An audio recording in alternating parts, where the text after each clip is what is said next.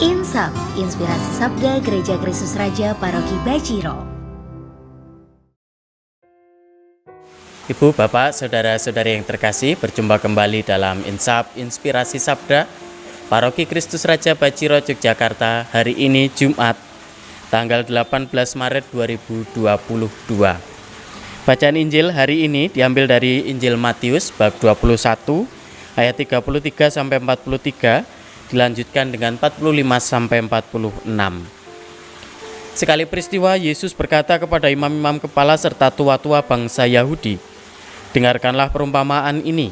Seorang tuan tanah membuka kebun anggur dan menanam pagar sekelilingnya. Ia menggali lubang tempat memeras anggur dan mendirikan menara jaga di dalam kebun anggur itu. Kemudian ia menyewakan kebun itu kepada penggarap-penggarap, lalu berangkat ke negeri lain.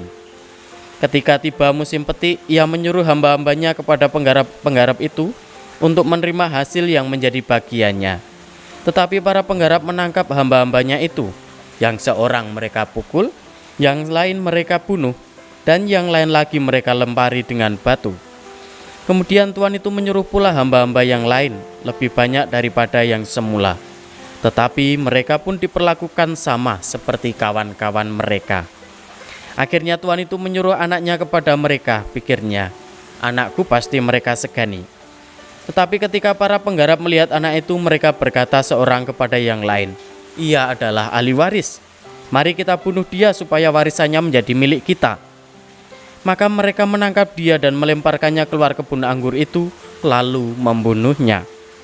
Maka apabila tuan kebun anggur itu datang, apakah yang akan dilakukan dengan penggarap-penggarap itu?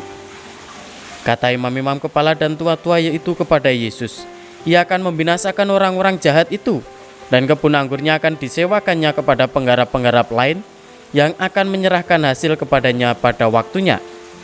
Kata Yesus kepada mereka, belum pernahkah kamu baca dalam kitab suci, batu yang dibuang oleh tukang-tukang bangunan telah menjadi batu penjuru? Hal itu terjadi dari pihak Tuhan, suatu perbuatan ajaib di mata kita. Sebab itu aku berkata kepadamu, kerajaan Allah akan diambil daripadamu dan akan diberikan kepada suatu bangsa yang akan menghasilkan buah kerajaan itu." Mendengar perumpamaan Yesus itu, imam-imam kepala dan orang-orang Farisi mengerti bahwa merekalah yang dimaksudkannya. Maka mereka berusaha menangkap dia, tetapi mereka takut kepada orang banyak, karena orang banyak itu menganggap Yesus adalah nabi.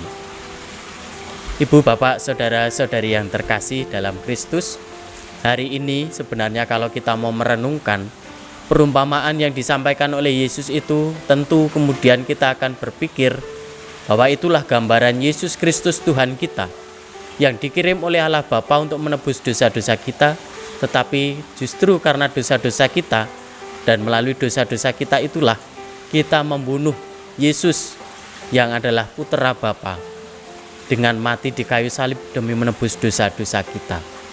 Perumpamaan itu menjadi sangat jelas bagi kita. Tetapi yang ingin saya ajak merenungkan, untuk kita renungkan pada hari ini adalah bagaimana sikap dari para penggarap kebun anggur yang dipercaya oleh Tuhan itu. Ketika mereka diberi kepercayaan, diberi pekerjaan, mungkin bisa jadi sebelum diberi pekerjaan itu mereka adalah, mohon maaf, misalnya pengangguran, tidak punya pekerjaan yang tetap dan lain sebagainya. Tetapi ketika mereka diberi pekerjaan, mereka justru membunuh utusan Tuhan itu, bahkan sampai anaknya sendiri yang diutus pun dibunuh.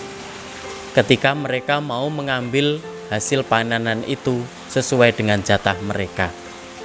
Apa yang bisa kita pelajari adalah, mari kita belajar menjadi pribadi-pribadi yang tahu bersyukur, tahu berterima kasih atas segala berkat yang dianugerahkan Tuhan kepada kita. Sehingga dengan demikian, berkat yang kita terima itu tidak sia-sia, tetapi bisa berkembang menjadi banyak dan juga menjadi berkat bagi banyak orang. Maka Bapak Ibu, saudara-saudari yang terkasih, mari kita mohon rahmat pada Tuhan, supaya kita semakin menyadari, mengenali, mencintai dan menghidupi segala berkat yang kita terima dan kita bagikan dengan orang-orang yang ada di sekitar kita, terutama mereka yang membutuhkannya. Tetap sehat, tetap semangat, tetap penuh berkat, berkah dalam.